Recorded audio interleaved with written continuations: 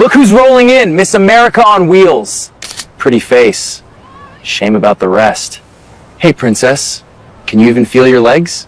Laughter spread across the quad. Phones came up. Nobody moved. Smile for the camera, sweetheart. Stop. Please. Aw, she talks. Do another lap, princess. Show us how fast that thing goes. Grace gripped her wheels. Her knuckles went white. That's enough. Felix? You serious right now? She's not your problem, man. I said that's enough. Walk away, Turner. Or you're done with us. All of us. Felix didn't walk away. His fingers tightened around the strap of his worn backpack. Across the street, a black SUV sat with its engine running. The rear window slid down halfway. Someone was watching. Someone who could change a life with a single phone call. And he had seen every second. 2 weeks earlier, Grace Bennett had arrived on campus in the middle of the semester. No one knew where she came from. She rolled into Lecture Hall B on a Tuesday morning, and the room went quiet for 3 full seconds. She was beautiful. The kind of beautiful that makes strangers forget their own names. Dark hair, steady green eyes, a smile she kept folded away, like something she could not afford to spend. Then the whispers started. What happened to her? Car crash, I heard. Such a waste, man. Nobody said it to her face. Nobody said anything to her face. That was the thing. People stared from a distance, then looked away the moment her eyes met theirs. She sat alone in the front row, alone in the dining hall, alone under the oak tree by the library, beautiful and invisible at the same time. Felix Turner noticed her the way he noticed everything, quietly. He was the guy who held the elevator in the engineering building when her chair was still 10 feet away. He never made a show of it. He just pressed the button and studied his shoes. When her notebook slid off her lap outside the lab, he picked it up, handed it back, and kept walking. Thank you, she had called after him. No problem, he said, without turning around. He had a shift at the warehouse in 40 minutes. He was always running somewhere. That was all their history. An elevator, a notebook, 2 sentences. Until the afternoon on the quad, when everything changed. Logan Hayes was still standing there, jaw tight, pride bleeding in front of a crowd. Logan ran the study group that had carried Felix through thermodynamics. He organized the intramural team. He decided who sat where, who got invited, who existed. You know what this means, right? Logan said. You're out. Study group, the team, everything. Felix held his gaze. Okay. Okay? 2 years, man. You're throwing it away for some girl you don't even know? I guess I am. Logan laughed, but nothing about it was funny. He turned to the crowd. Enjoy your new friend, Turner. Hope she's worth it. The crowd thinned the way crowds do when the show ends. Phones dropped back into pockets. Laughter faded into the hum of campus. In 30 seconds, Felix had lost every social anchor he had built in 2 years. He exhaled and turned around. Grace had not moved. Her chair sat angled by the concrete path, front wheel wedged deep in a drainage groove. She was pushing at the rims, and the wheel was grinding, and it was not coming loose. It's stuck, she said quietly. It does this. May I? Felix asked. She hesitated. People had grabbed her chair before, without asking, like she was luggage. But he was asking. He was crouched at eye level, waiting. Okay, she said. Felix slid his backpack off and pulled out a small screwdriver. He kept tools the way other students kept gum. The caster bracket had twisted when the wheel jammed. He could feel it, loose under his thumb. Your front bracket is bent, he said. That's why it keeps catching. You can tell that by touching it? I build things, mostly out of junk. Same idea. She laughed. A short, surprised sound, like she had forgotten she could. He worked for 2 minutes, tightened the bracket, straightened the fork, freed the wheel from the groove. Then he stood and dusted off his knees. "It'll hold for now, but it needs a new bracket. This one's cheap aluminum." "Are you insulting my chair?" "A little, yeah." She smiled, full and unfolded this time. The sun was dropping. Her dorm was across campus, uphill most of the way. "I can take it from here," she said. "I know you can."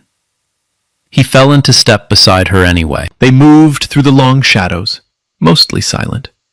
It was not an awkward silence. It was the kind 2 strangers earn when one of them has just paid a price for the other. "Why did you do it?" she asked at the dorm steps. "They were your friends." Felix shrugged. "Then I guess they weren't." He nodded goodnight and walked into the dark, hands in his pockets, alone again. Neither of them saw the black SUV easing along the campus road behind them. It had followed at a distance the whole way. In the back seat, a man in a gray suit lowered his phone.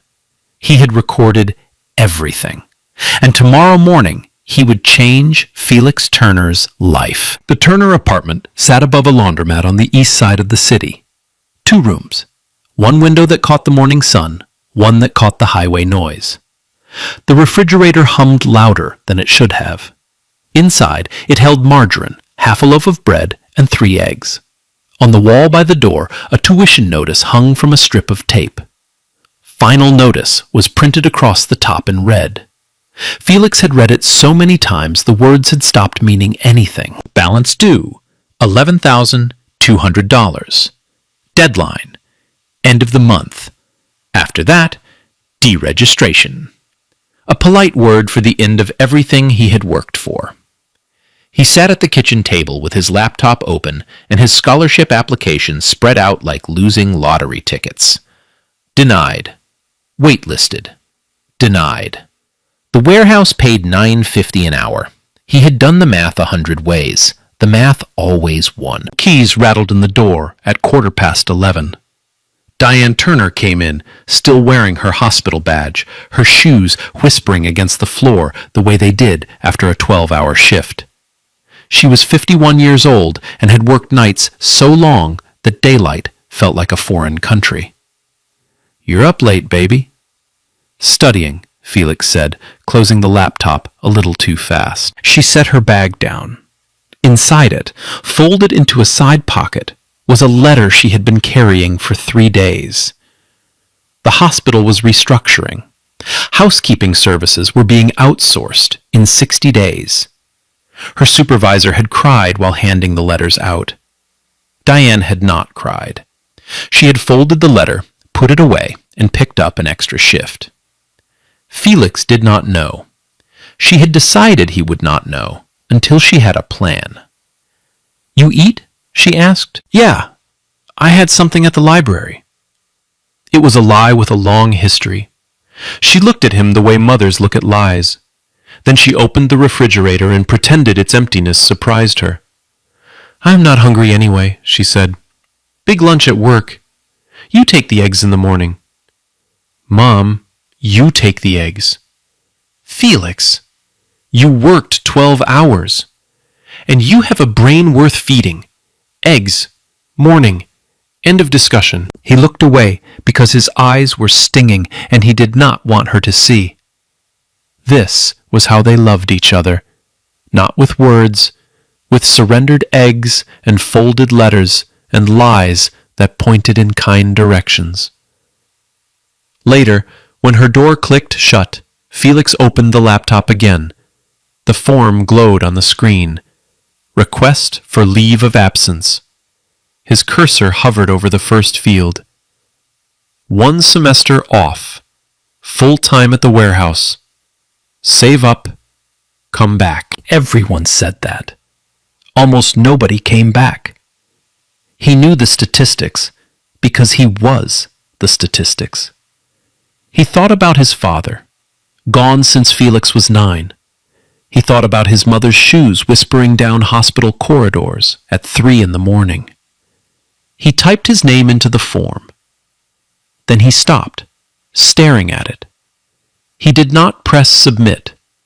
Not yet. He closed the laptop and sat in the dark a long time.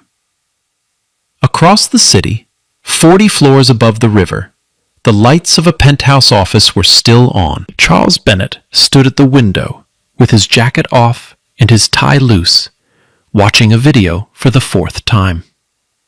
On the screen of his phone, a boy in a worn jacket knelt beside his daughter's wheelchair with a screwdriver.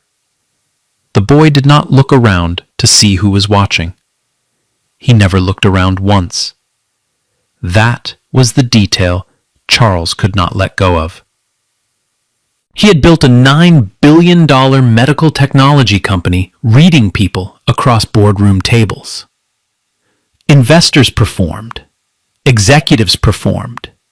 Everyone performed when they knew the camera was on. This boy had an audience of nobody and had still paid full price. Sam Brooks waited by the door, gray suit, hands folded. He walked her to the dorm, Sam said. Didn't ask for a number. Didn't wait around. Just left. What do we know about him? Name's Felix Turner, sophomore, mechanical engineering. Works nights at a shipping warehouse. Lives with his mother above a laundromat. Charles watched the video one more time. The boy stood, dusted his knees, and fell into step beside Grace. For the first time since the accident, his daughter was smiling at another human being. Find out everything, Charles said quietly, and clear my morning. Morning came, gray and cold. Felix walked out of Lecture Hall B with the leave of absence form still unsubmitted in his bag, and stopped. A man in a gray suit stood at the bottom of the steps. Students flowed around him like water around a rock. Felix Turner? Depends who's asking. My name is Sam Brooks. My employer would like an hour of your time. He held out a card, heavy paper, a single embossed B, no phone number, no title. Your employer got a name? He'd rather introduce himself. The car's this way. Or it isn't. Your choice entirely. Felix looked at the card, then at the black SUV idling at the curb. The same one. He had seen it twice now. Curiosity beat caution. It usually did. Bennett Health Tower rose 40 stories above the river, a blade of blue glass. Felix had seen it from the highway his whole life. He had never once imagined being inside it. The lobby ceiling hung 60 feet overhead. A wall of screens showed prosthetic hands closing, hospital wings rising, stock tickers climbing. His sneakers squeaked on Italian marble, worn soles on polished stone. A receptionist smiled at him like he was expected. That unsettled him more than anything. The elevator opened onto the top floor, into an office bigger than his apartment building's entire second story. A man stood by the window. Silver hair, no tie, sleeves rolled. Mr. Turner, thank you for coming. Charles Bennett. Felix shook the offered hand and tried to keep his face neutral. Everyone in Ohio knew that name. It was printed on hospital wings. Sit, please. Coffee? I'm fine, sir. Smart. It's terrible. $9 billion company, and the coffee still tastes like punishment. Felix waited for the catch. Rich people did not summon warehouse kids for nothing. But Charles never mentioned the quad, never mentioned Grace. Instead, he slid a tablet across the desk. On it, a photo of a machine built from scrap aluminum, salvaged motors, and zip ties. Felix's stomach dropped. That's my printer. How do you have a picture of my printer? Your engineering club posted it last spring. My people are thorough. You built a working 3D printer from garbage. From salvage, Felix said. Garbage is what people call parts before someone needs them. Charles smiled for the first time. Walk me through the extruder. You machined it yourself? For 20 minutes they talked tolerances, feed rates, thermal drift. Felix forgot to be nervous. Charles forgot to be a billionaire. The whiteboard filled with sketches. Then the office door opened. "Dad, your assistant said you wanted—" The voice stopped. Grace sat in the doorway, staring at Felix, then at her father, then back. "Dad, why is Felix in your office?" "You two know each other?" Charles asked, with the worst innocent face in corporate America. "He's the one I told you about, from the quad," her eyes narrowed, "which you somehow already knew." Felix looked between them, the tower, the photo of his printer, the SUV. The pieces snapped together. "The car," he said slowly. "The black car. That was you. You saw the whole thing." Charles set down the marker and met his eyes. "I see everything that concerns my daughter, Mr. Turner. Most of it disappoints me." He paused. "You did not." "I didn't do anything. Anyone would have." 30 people stood on that quad. One stepped in. That's not anyone. That's you. My father swept floors in a tool plant. He taught me one thing worth repeating. Real kindness is what you do when nobody's watching. The words hung in the glass office, 40 floors above the city. Charles walked back to his desk and opened a leather folder. "I'll be direct. I'm offering you a full scholarship through the Bennett Foundation. Tuition, housing, books, through graduation." Felix sat very still. $11,000 had been crushing him for months. The man had just waved away 4 years like a parking ticket. "There's more," Charles continued. "Our foundation office needs an operations coordinator, reliable, organized, good with people. I'd like to interview your mother." "My mother?" Felix's voice came out rougher than he intended. "What do you know about my mother?" "That she's worked nights for 14 years without a single complaint in her file.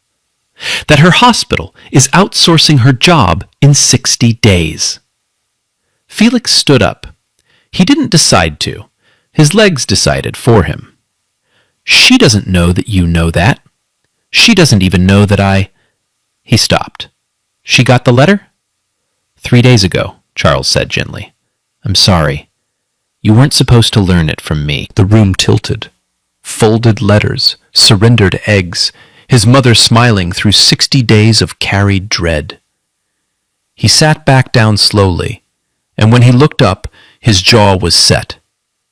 "No," he said. Charles raised an eyebrow. "No? Not like this. You hand me 4 years for free, and every morning I'll wake up owing you. I can't live owed. It's not a debt, it's a gift. Gifts from billionaires are debts with better wrapping." Silence. Sam Brooks studied the ceiling. Grace covered a smile with her hand. Nobody talked to Charles Bennett like that. Apparently, nobody had told Felix. Charles leaned back. "What do you want, then?" "A job. Your research division takes engineering interns. Let me apply, like anyone else. Pay me, like anyone else. If I'm worth tuition, I'll earn tuition. The scholarship goes through your foundation's normal process. I'll submit with everyone." "The normal process is competitive. You could lose." "Then I'll lose fair. That I can live with." Charles looked at him for a long moment. Then he laughed, low and real. 20 years I've sat in that chair. The favors people ask for could fill this building. You're the first one who asked for a harder road. He extended his hand. "Internship interview, Monday. Earn the rest." "And my mother's interview is just an interview. If she's not the best candidate, don't hire her." "Mr. Turner, I've met your family for 1 day, and I already know she'll be the best candidate." The foundation occupied the 9th floor, all soft lighting and photographs of smiling children. Vivian Cole ran its public face. 50, silver-bobbed hair, a smile calibrated to the millimeter. She had spent 11 years turning the Bennett name into a brand, and she guarded that brand like a dragon guards gold. She was also, that particular week, expecting good news. Her nephew, Tyler Reed, had applied for the Foundation's flagship scholarship. She had quietly cleared his path. The boy was family. Then the memo arrived from the 40th floor. The chairman had taken personal interest in a new applicant, Felix Turner, sophomore. The committee should expect his file. Vivian read the memo twice. Her smile never moved. Her eyes did. "Turner," she said to her empty office, tasting the name like something spoiled. Felix's interview lasted 3 hours, 2 of them spent at a workbench with a broken servo. He was hired by Friday. The research division put him on the wheelchair program, the company's flagship project. The prototype was called the M9, electric, self-balancing, with a lift system that raised the seat to standing height. It was beautiful, expensive, and it had a problem nobody could fix. Under load, the lift joint shuddered. 3 senior engineers had chased the flaw for a month. Felix found it in his second week. He stayed late on a Thursday, running the lift over and over, listening. Everyone else stared at the simulation data. Felix put his hand on the joint, the way he had touched Grace's bent bracket. The shudder wasn't in the motor. It was a resonance in the housing, an echo of his cheap aluminum printer at home.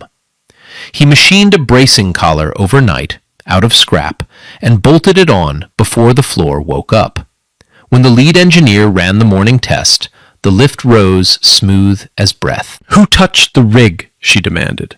Felix raised his hand, half expecting to be fired. By noon, the story had traveled all 40 floors. The intern from the warehouse had out-engineered the building. Grace heard it from 3 different people before lunch. She found him in the test lab, still in safety glasses, eating a vending machine sandwich.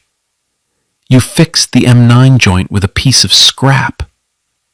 "Braced it." Fixed is a strong word. "My father has spent $2 million on that joint." "Then I saved him $2 million and a sandwich." He held up the second half. "Want it?" She laughed and took it. After that, she came to the lab most evenings. Officially, she was the program's first test pilot. Unofficially, the testing sessions kept running long after the data was collected. She quizzed him on his classes in the library. He learned which campus paths flooded when it rained and rerouted her map. He never pushed her chair unless she asked. She noticed that he never pushed anything unless she asked. One evening, she beat him in a wheelchair race across the empty parking garage. Him in a spare prototype, laughing until security came. "You let me win," she accused. "I absolutely did not. You're reckless, and you cheat at corners. Take it back." Reckless. Cheats at corners. Best smile in Ohio. The garage went quiet.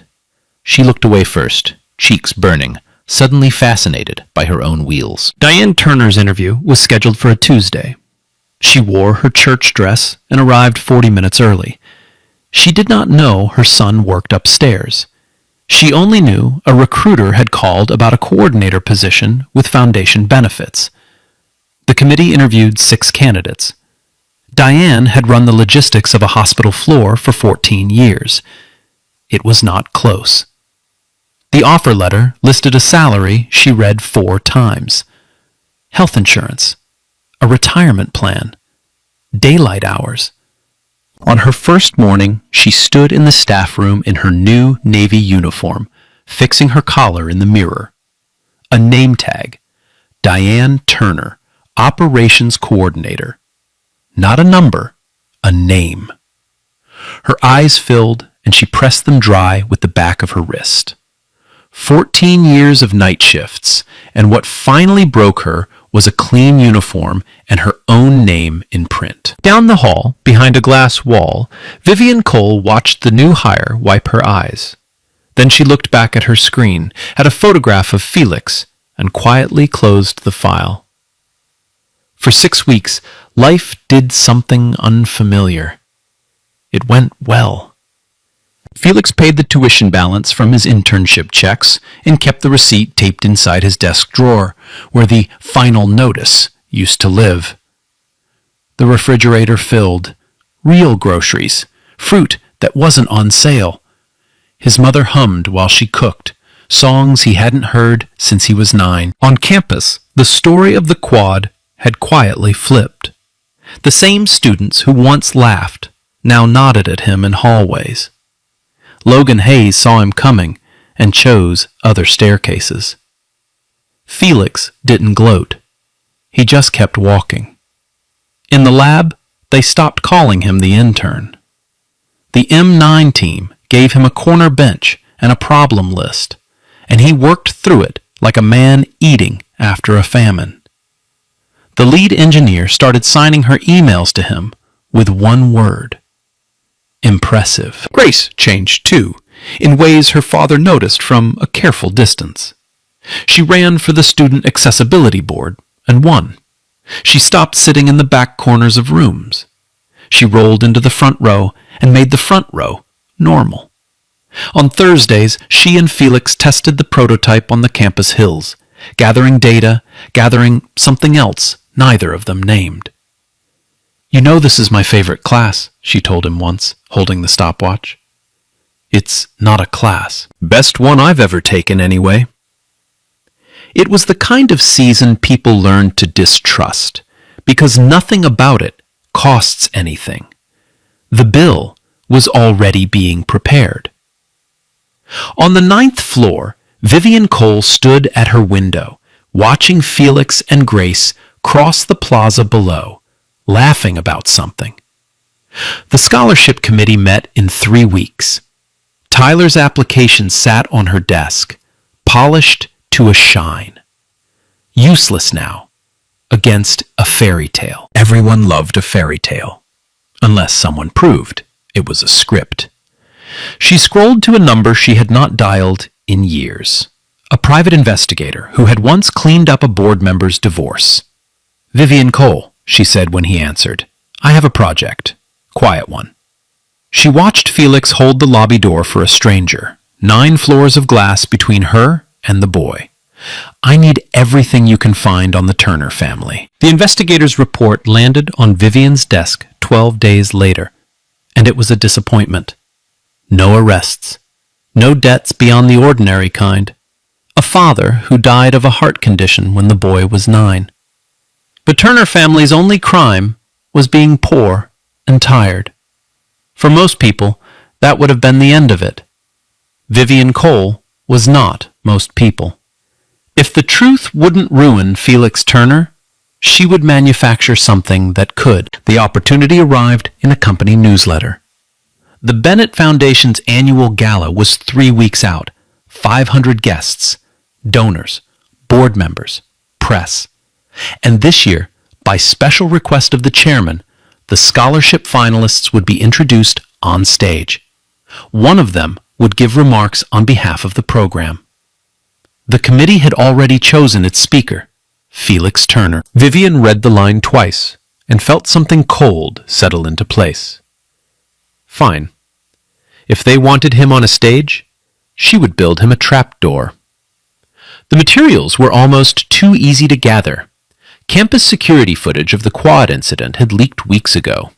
20 seconds of Felix kneeling beside Grace's wheelchair, and the lab kept audio logs of test sessions, hundreds of hours, archived on the Foundation's shared server. Vivian had clearance. In one recording, Felix's voice, tired after a long night. "I need this scholarship. Whatever it takes, man. My family's got nothing without it." In context, he was joking with a teammate about studying harder. Context was the first thing she deleted. A freelance video editor in another state took the job for $4,000, no questions. The finished clip ran 90 seconds. It opened with the quad footage, slowed down, scored with somber piano. Then the audio. I need this scholarship, whatever it takes. Then screenshots arranged like evidence. Felix entering Bennett Tower. Felix laughing with Grace. Felix's mother suddenly employed by the same foundation. Text on screen. He planned it all. The anonymous account posted it on a Sunday night, seeded into 3 campus gossip pages. By Monday morning, it had 400,000 views. The campus did what crowds do. It turned. Golden boy or gold digger? A podcast asked. Students who had nodded at Felix in hallways now filmed him across the dining hall. Logan Hayes shared the clip within an hour of waking up, captioned with one word. Knew it. By Tuesday, strangers were tagging Grace. Heiress. Victim. Blind. By Wednesday, someone had found Diane's staff photo. The comments under it were the kind people only write when they believe a person cannot hear them. Felix watched it happen the way you watch weather. Helpless, hour by hour. He drafted explanations and deleted them. Every defense sounded exactly like what a guilty person would say. That was the genius of the trap. The truth and the lie wore the same clothes. He had stepped in on the quad. He did work at the tower. His mother was employed there. He did need the scholarship. Every fact was real. Only the story stitching them together was false. Wednesday afternoon, the foundation issued a statement. Pending review, scholarship finalist Felix Turner was suspended from the program and from his internship. The statement was drafted by the Office of Communications. Vivian signed it personally, with deep regret. The lead engineer called Felix that night. For the record, she said, the M9 still runs your collar, whatever happens. That was real. It was the only kind sentence he heard all week, and it nearly broke him worse than the cruel ones. Dean Whitfield's office summoned him Thursday. The dean was a careful man with a careful job. He folded his hands. Mr. Turner, the university takes no position on internet rumors, but the foundation has paused your funding. Until this resolves, your enrollment status is complicated. I paid this semester, Felix said quietly. I earned every dollar of it at that lab. And next semester? Felix had no answer. The final notice was coming back. He could already feel its tape on the wall. But none of that was the worst of it.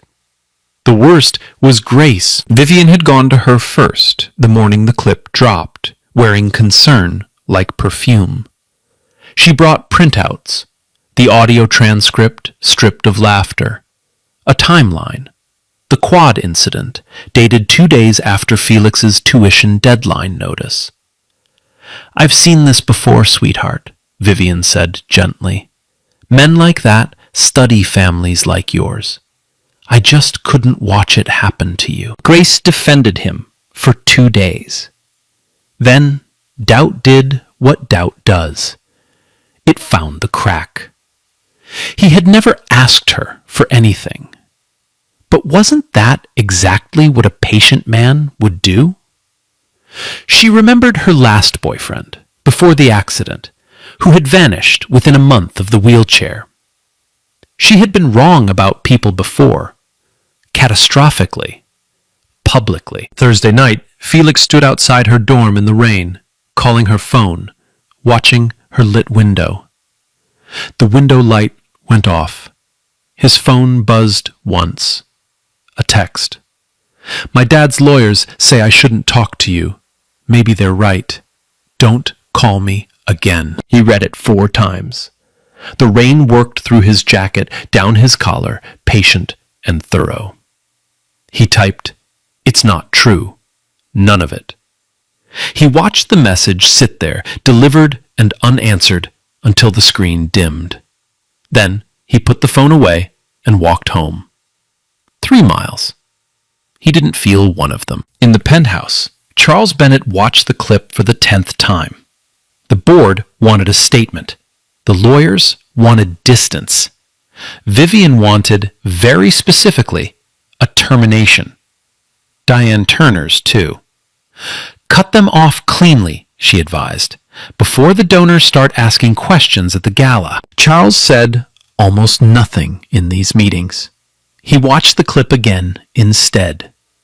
Something about it itched at him. The editing was professional. The timeline was tidy. Too tidy. Real life, in his experience, never came with background music. But he had been fooled before. Everyone who trusted him had paid for it once. He needed to be sure. So he made no statement. He defended no one. He let the storm rage on every floor of his building. To Vivian, it looked like victory. To Felix, drowning, it looked like abandonment. Only Sam Brooks, who had served him for 19 years, recognized the stillness. He had seen it twice before. Both times, someone very confident had ended up very finished. "Sir," Sam asked one evening, "do you believe the boy?" Charles turned from the window. "Belief is for churches, Sam. Get me the original files." Grace did not sleep much that week. She told herself it was finished. Then she watched the clip again. By Friday, she had watched it 30 times. Not because she doubted it, because something in it doubted her. It was the audio. She knew Felix's voice by now, knew its weather. The voice in the clip said desperate words at an easy rhythm.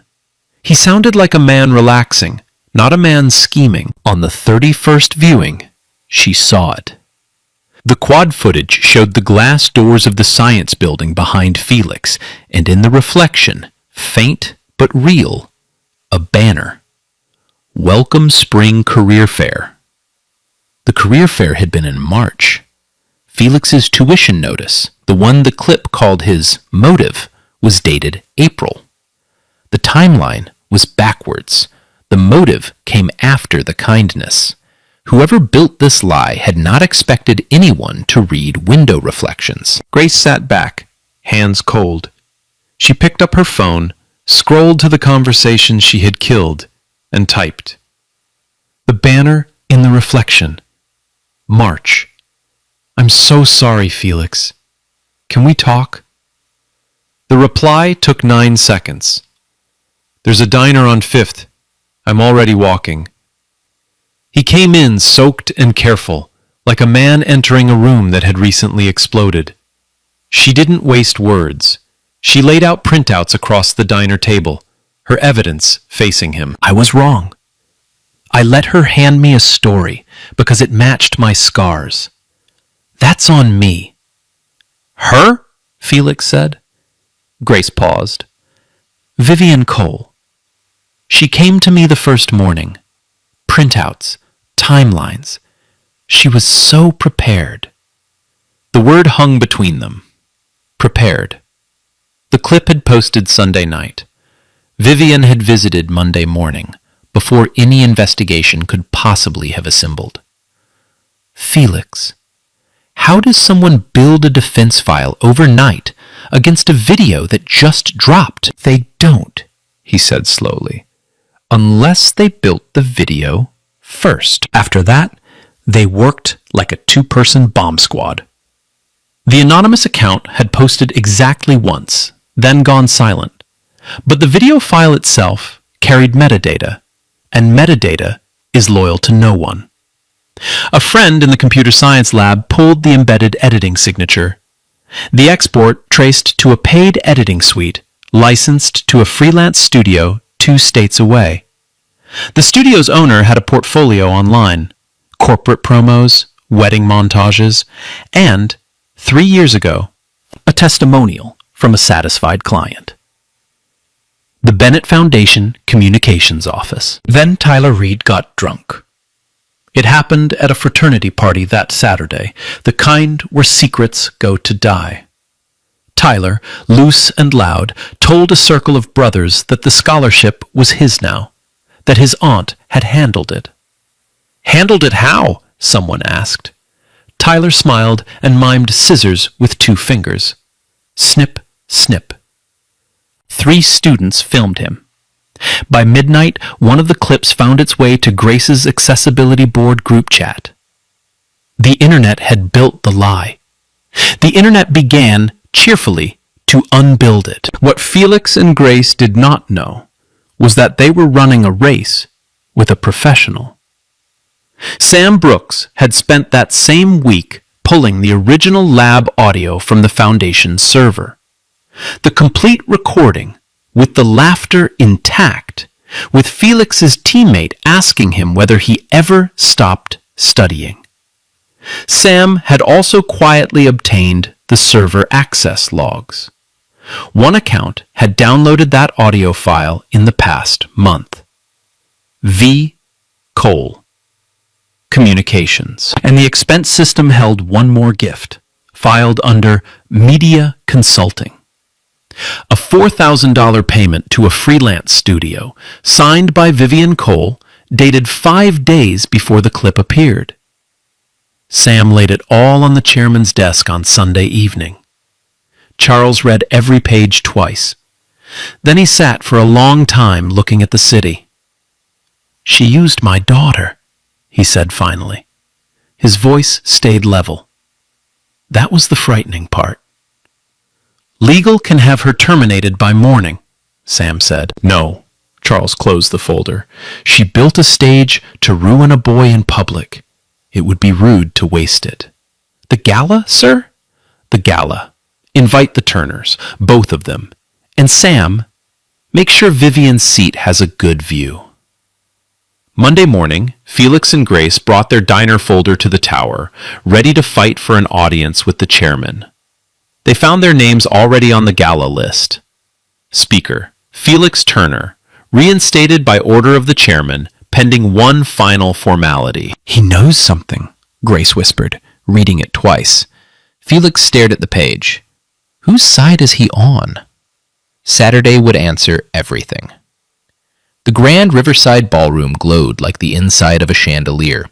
500 guests in black ties and borrowed smiles. Donors, board members, 2 senators, a wall of press. Ice sculptures sweated under the lights. A string quartet played money sounds. Felix stood at the edge of it all, in a rented tuxedo, his mother's hand locked around his arm. "Baby, why are we here?" Diane whispered. "Half these people think we're criminals." "I don't know, Mom, but he asked us to come. So we stand here like we belong. Because we do." Across the room, Vivian Cole worked the crowd like an instrument she had personally tuned. She had seen the Turners arrive. It only deepened her satisfaction. Let the boy watch from the floor while the stage corrected itself. The chairman, she assumed, had invited them as a courtesy, a farewell. At 9, she took the podium. "Friends of the Foundation," she began, voice warm as candlelight. "This year tested us. Integrity is not what we say, it is what we fund." A ripple of knowing nods. Everyone had seen the clip. After careful review, the flagship scholarship will be awarded to a young man of impeccable character. She smiled. "Tyler Reed, stand up, sweetheart." Tyler rose, buttoning his jacket, blushing on command. Applause began, polite and thin. It died halfway because Charles Bennett had stepped onto the stage. He was not on the program. The quartet stopped. The room leaned in. "Thank you, Vivian. Before we finalize that, I'd like to show our guests a short film. Indulge me. I rarely ask twice." Laughter, nervous and scattered. Vivian's smile held. Her eyes began calculating exits. The screen behind them woke up. The footage was high resolution, stamped with a date and time. A campus quad in the afternoon light. A girl in a wheelchair, surrounded. Sound came up. The ballroom heard the laughter. The "do another lap, princess." The phones rising. 500 people went very quiet. Then a boy in a worn jacket stepped into frame. "That's enough." The room watched Logan's threats, watched Felix lose his whole world in 30 seconds and not take one step back, watched him kneel in the gravel with a screwdriver and free the wheel of a stranger's chair, watched him walk her home and leave without asking for anything. Not a number, not a thank you, nothing. "This was filmed from my car," Charles said quietly. He never knew anyone was watching. That part matters. Remember it. He let the silence work. Then his voice cooled. Now the second film, sadly, also produced by someone in this room. The doctored clip played, side by side with the original lab audio. The ballroom heard Felix's sentence whole this time, heard the laughter around it, heard a teammate's voice teasing him about studying too much. Then the screen showed documents, one by one, each landing like a verdict. A server log, audio file downloaded by user V. Cole. An invoice, media consulting, $4,000, to a freelance video studio. Signed, V. Cole. Dated 5 days before the clip existed. A sworn statement from the studio's editor, who had kept the original project files. His client's name was on every page. And finally, mercilessly, the fraternity video. Tyler, grinning, scissors fingers. Snip, snip. The sound the ballroom made was not a gasp. It was lower than that. A tide going out. Vivian stood at the podium with her smile still on, the way a building stands for a second after the demolition charge. "Charles," she said softly, "this is not the venue." "You chose the venue," Charles said. "You built a lie for an audience. I simply invited the audience to see the whole show." 11 years, she said. 11 years I built this foundation's name. You built its wrapping. A 20-year-old intern showed more of its soul in 90 seconds of security footage. He turned to the board table. "Gentlemen, ladies, I believe employment matters require a vote." The vote took 4 minutes, conducted in murmurs at a side table while 500 guests pretended not to watch. Termination, effective immediately. The financial records would go to outside counsel. The fraud would travel where such things travel, to lawyers, and slowly. Vivian left through the kitchen. No one filmed her go. After everything, that small mercy. Tyler Reed was gone before the vote ended, leaving his scholarship letter folded under a dessert fork. Charles returned to the podium and looked out at the wreckage of his own gala, entirely satisfied with it. "Now," he said, "the reason we are actually here. My father swept floors in a tool plant for 30 years. He used to tell me something I have never improved on. Real kindness is what you do when nobody's watching." He let it land. Tonight, the foundation retires the flagship scholarship's old name. From this year forward, it will be called the Quiet Kindness Grant. It will go every year to a student who shows character when no one is looking. The committee finished its review this week. The decision was unanimous. "Felix Turner, come up here, son." The walk from the back of a ballroom to a stage is 20 seconds. Felix would remember it as a year. The crowd that had filmed him across dining halls now stood, row by row, the applause building like weather rolling in. Diane Turner was on her feet first, both hands pressed to her mouth, then raised high, clapping toward the ceiling. The lead engineer whistled through her fingers. Even Dean Whitfield stood. Felix reached the stage and shook Charles Bennett's hand, and the cameras ate it alive. "I don't have a speech," Felix said into the microphone. "The one I wrote was for a different night." Laughter, warm this time. My mom taught me you don't help people to be seen. You help because somebody once helped you. Or because nobody did, and you remember how that felt. He found Diane's face in the lights. Somebody helped me my whole life. She's standing in the back, in the nicest dress she owns, and she still thinks tonight is about me. The ballroom turned, and the spotlight found her. Diane Turner, laughing and crying in the same breath, while 500 strangers stood for her too. Then came a sound under the applause. Wheels on parquet. Grace Bennett rolled up the ramp at stage left, in a green dress, chin high, eyes shining and ruined. The room hushed on its own. "I owe you something louder than a text," she said. The microphones caught it. She didn't care. "You stood up for me in front of everyone, and I sat down when it was your turn. Never again." She held out her hand. He took it. "We're even," Felix said. "We're not close to even," Grace said. "But I've got time." Beyond the lights, Charles Bennett watched his daughter hold the boy's hand. The only person in years who had never once performed for him. He checked his watch, an old habit from closing deals. This one, he decided, had closed beautifully. 1 month later, the research division gathered around a production prototype under a white sheet. The M9 had passed its final certification, lift system and all. Felix's bracing collar, machined from scrap on a desperate night, had become a patented component. His name sat third on the patent filing. Interns did not get on patents. Charles had been asked about it once.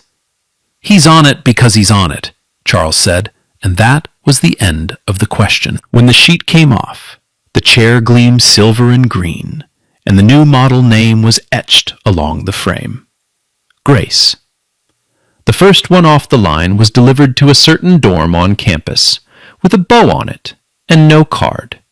It didn't need a card. Logan Hayes showed up at the lab on a Friday. He stood in the doorway, holding his hat, like men used to in old movies, waiting to be noticed. "I shared the clip," he said. "First one of anybody. I wanted it to be true. That's the ugly part. It made me feel better about the quad." Felix set down his wrench. He thought about the study group, the team, 2 years of friendship spent in one afternoon. "You knew me 2 years, Logan, and you believed a stranger's edit in 90 seconds. "I know." "Don't apologize to me." Felix nodded toward the window.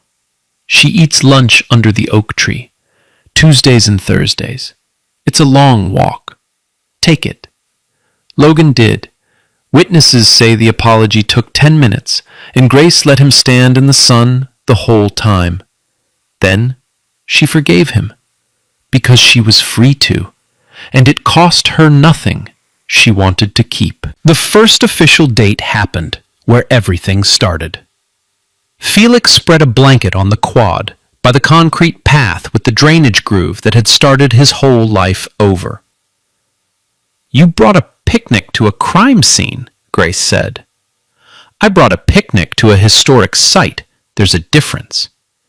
They ate sandwiches as the campus lights came on. She beat him at every card game she suggested. "Reckless," he said. "Cheats at corners, cheats at cards." "Best smile in Ohio," she reminded him. "I was never wrong about that part." That same weekend, Felix and Diane carried boxes up the stairs of a 2-bedroom apartment with windows that all caught the sun. Diane's promotion had come with the kind of salary that made landlords return phone calls. She stood in the empty kitchen for a long time. "What?" Felix asked. "Nothing, baby." She ran a hand along the counter. "I'm just listening." "To what?" "No highway," she said. And she smiled like a woman getting acquainted with quiet. 1 year later, The lecture hall filled for a small ceremony that had become a campus tradition overnight. 5 new students sat in the front row, the second class of the Quiet Kindness Grant. None of them had applied for it. That was the point. The committee found you. Someone, somewhere, had seen what you did when you thought nobody was looking. Felix Turner stood at the podium, a junior now, patent holder, still in the same style of worn jacket. "I'm not going to tell you to be kind," he said. "Kindness that gets announced is just marketing. I'll tell you what I know instead. Somebody is always watching. Usually, it's just you. Make sure you can live with the witness." In the back row, Grace took notes she didn't need, smiling. Outside, a black SUV idled at the curb, rear window down halfway. Charles Bennett watched the boy who had asked for a harder road, and then he tapped the glass, and the car slid away unnoticed, exactly the way he liked it. So here's my question for you. 30 people stood on that quad, and 1 stepped in. Which one would you have been? Be honest in the comments. If this story moved you, share it with someone who needs it today.